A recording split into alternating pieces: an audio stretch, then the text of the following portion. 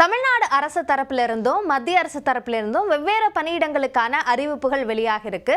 10ஆம் வகுப்பு முடித்தவர்கள், ஐடிஐ முடித்தவர்கள், பட்டம் முடித்தவர்கள், அதாவது பொறியியல் பட்டம் முடித்தவர்கள், இவர்களுக்கெல்லாம் இந்த வேலைவாய்ப்புக்கு தகுதி என்ற ஒரு நிலை இருக்கு. சரி, என்னென்ன பணியிடங்களுக்கு அறிவிப்பு வெளியாக இருக்கு அப்படின்றத பார்க்கலாம். ஒட்டுமொத்தமாக 3 விதமான நோட்டிஃபிகேஷன்ஸ் என்னென்ன இருக்கு, யாரெல்லாம் தகுதி என்ற அந்த விவரங்களை இந்த காட்சி தொகுப்புல நம்ம பார்க்க போறோம். இதுல முதலாவதாக நம்ம பார்க்க போறது தமிழ்நாடு அரசு தரப்பிலிருந்து 365 பணியிடங்களுக்கான அறிவிப்பு வெளியாக இருக்கு. அதாவது இது ஒன்றிய நிலையில இருக்கக்கூடிய பணியிடங்களுக்கான அறிவிப்பாக வெளியாக இருக்கு. ஒவ்வொரு ஒன்றியத்திற்கும் தனித்தனியாக இதற்கான அறிவிப்புகள் வெளியாக இருக்கு. அதாவது எவ்வளவு பணியிடங்கள் இருக்கு என்ற அந்த விவரங்கள்லாம் தனித்தனியாக வெளியாக இருக்கு. என்ன பணி அப்படின்னா ரெக்கார்ட் ரைட்டர், அதாவது ரெக்கார்ட் கிளர்க் அப்படின்னு சொல்லுவாங்க, பதிவரை எழுத்தர், அதே மாதிரி ஜீப் ஓட்டுநர், அலுவலக உதவியாளர், ஆஃபீஸ் அசிஸ்டன்ட், அதே மாதிரி நைட் வாட்ச்மேன், இரவு காவலர், இந்த பணியிடங்களுக்கு தான் அறிவிப்பு வெளியாக இருக்கு. இதற்கு கல்வி தகுதி எடுத்துக்கிட்டோம்னா பதிவரை எழுத்தருக்கு 10ஆம் வகுப்பு தேர்ச்சி பெற்றிருக்க வேண்டியது அவசியம். ஜீப் ஓட்டுநராக இருந்தால் 8ஆம் வகுப்பு தேர்ச்சி போதுமானது. ஆனால் 5 ஆண்டுகள் ஓட்டுநராக பணியாற்றிய அனுபவம் தேவை அப்படின்னு சொல்லியிருக்காங்க.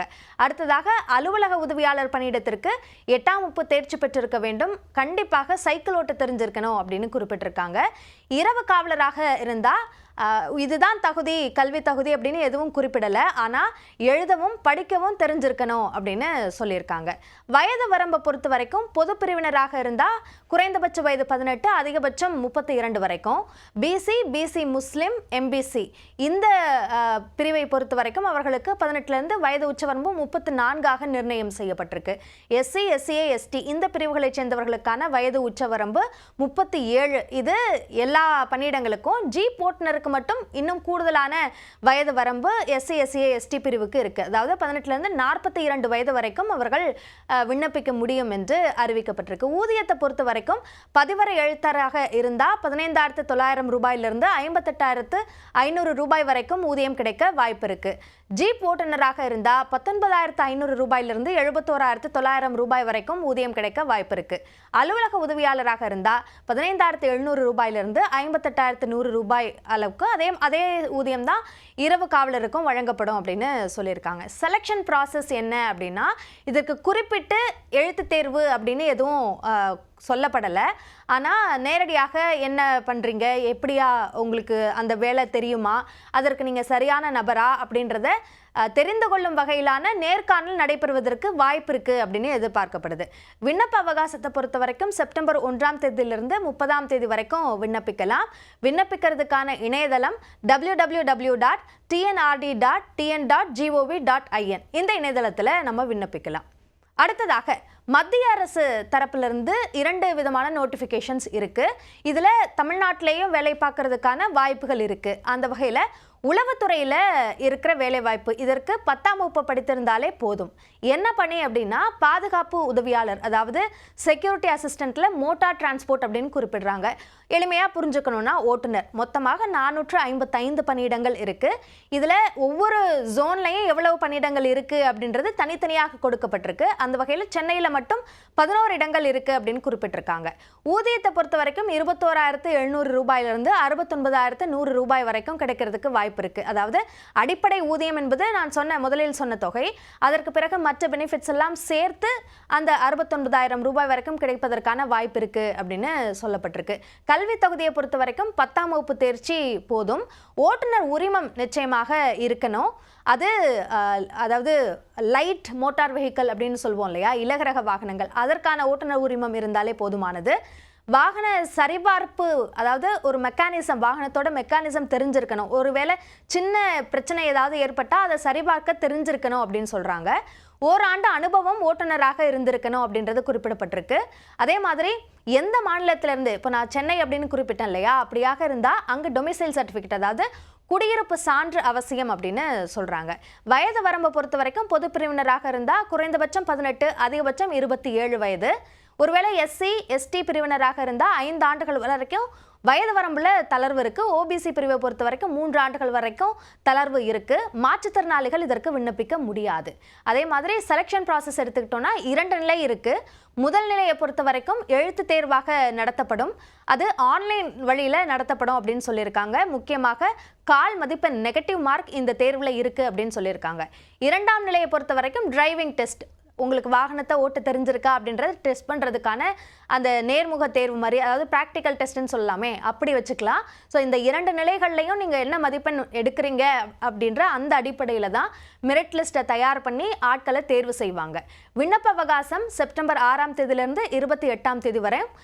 விண்ணப்ப இணையதளத்தை பொறுத்த வரைக்கும் www.mha.gov.in அல்லது www.ncs.gov.in இந்த 2 இணையதளங்கள் மூலமாக மட்டும்தான் விண்ணப்பிக்கிறதுக்கு முடியும்.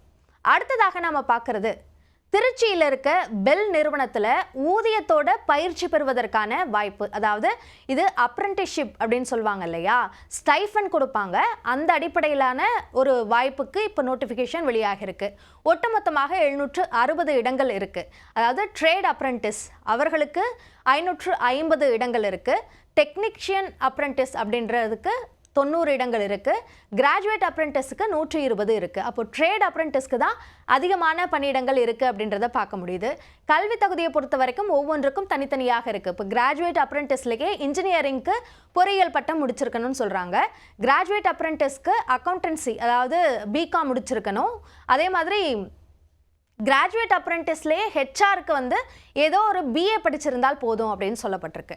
டெக்னீஷியன் அப்ரெண்டிஸை பொறுத்த வரைக்கும் 2021 2025 வரைக்கும் படிப்பை முடித்த டிப்ளமோ முடித்தவர்களுக்கு வாய்ப்பு. அதற்கு முன்பு முடித்திருந்தால் அவர்கள் இதற்கு விண்ணப்பிக்க முடியாது. அதே மாதிரி ட்ரேட் அப்ரெண்டிஸ் அப்படின்னு குறிப்பிடப்படுறது வந்து ஐடிஐ முடித்தவர்களுக்கான வாய்ப்பு. அவங்க அது சார்ந்த தேசிய அந்த வொகேஷனல் ட்ரைனிங் இருக்கு இல்லையா, அவங்க கொடுக்குற சர்டிஃபிகேட் அவங்கள்ட்ட இருக்கணும் அப்படின்றத குறிப்பிட்டிருக்காங்க. வயது வரம்பை பொறுத்த வரைக்கும் இதுக்கும் நம்ம பொது பிரிவாக இருந்தால் 18லேருந்து 27 வரைக்கும் அவர்களுக்கான வயது இருக்கணும். எஸ்சி எஸ்டி பிரிவை பொறுத்த வரைக்கும் 5 ஆண்டுகள் தளர்வு, ஓபிசி பிரிவினருக்கு 3 ஆண்டுகள் வரைக்கும் தளர்வு கொடுக்கப்படுது. ஊக்கத்தொகை என்னென்ன அப்படின்னு பார்த்தோம்னா, ட்ரேட் அப்ரெண்டிஸாக இருந்தாங்க அப்படின்னா இதுலேயே நிறைய பிரிவுகள் இருக்குது. ஃபிட்டர், வெல்டர், அந்த மாதிரி வெவ்வேறு பிரிவுகள் இருக்குது. அவர்களுக்கு அந்த பணிக்கு ஏற்றார் போன்ற ஊதியம் மாறும். இதுவாக இருந்தாலும் குறைந்தபட்சம் 10,700 ரூபாயிலிருந்து அதிகபட்சம் 11,050 ரூபாய் வரைக்கும் வழங்கப்படுது.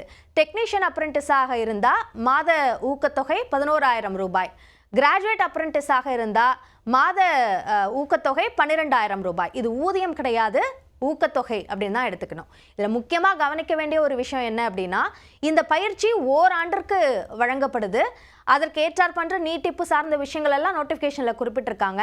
முக்கியமாக இதில் கவனிக்க வேண்டியது, நிரந்தர பணிக்கு இந்த பயிற்சி காலம் என்பது உத்தரவாதம் கொடுக்கும் அப்படின்னு சொல்ல முடியாது அப்படின்னு அந்த நோட்டிஃபிகேஷனில் குறிப்பிட்டிருக்காங்க.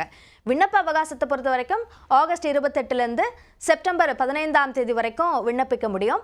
விண்ணப்பிக்கிறதுக்கான இணையதளத்தை பொறுத்த வரைக்கும் ட்ரிச்சி, அதாவது http://trichy.bhel.com/ இந்த இணையதளத்தில் மட்டும்தான் விண்ணப்பிக்க முடியும். ஸோ ஒட்டுமொத்தமாக இந்த பணியிடங்கள் இது எல்லாமுமே பொறியியல் படித்தவர்கள்லேருந்து டிப்ளமா, ஐடிஐ, 10ஆம் வகுப்பு முடித்தவர்கள், அந்த நம்ம தமிழ்நாட்டிலேருந்து வெளியிட்ட அந்த நோட்டிஃபிகேஷனில் படிப்பு என்பது அவசியம் இல்லை என்ற அளவுக்கு கூட இந்த நோட்டிஃபிகேஷனில் நம்ம பார்த்தோம். ஸோ யார் எதற்கு தகுதியோ யாராக இருந்தாலும் அந்த நோட்டிஃபிகேஷனை முழுசாக படித்து தெரிஞ்சுக்கிட்டு விண்ணப்பிக்கணும். அப்போ தான் என்னென்ன விண்ணப்பிக்கிறதுக்கு தேவையான ஆவணங்கள் எல்லாம் இருக்குது, தேவைப்படுது என்பதை தெரிஞ்சுக்கிட்டு அதையோட சேர்த்து அதை விண்ணப்பிக்கும் போது தேவையற்ற பதற்றத்தை தவிர்க்கலாம்.